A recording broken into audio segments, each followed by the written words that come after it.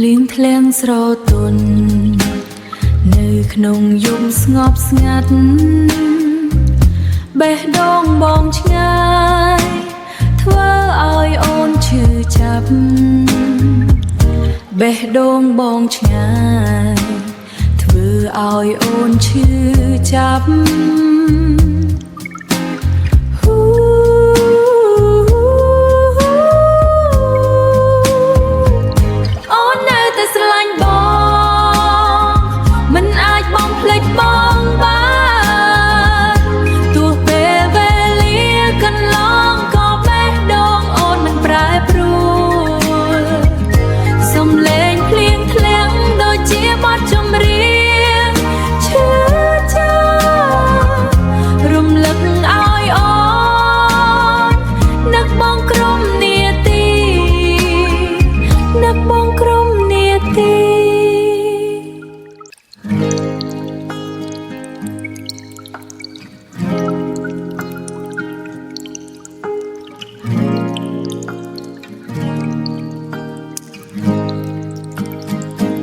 អូនដើរតាមផ្លូវ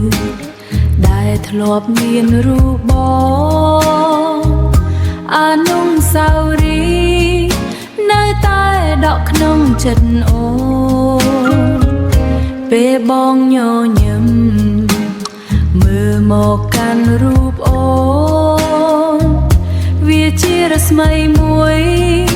ដែលភ្លឺក្នុងដួងចិត្តអូន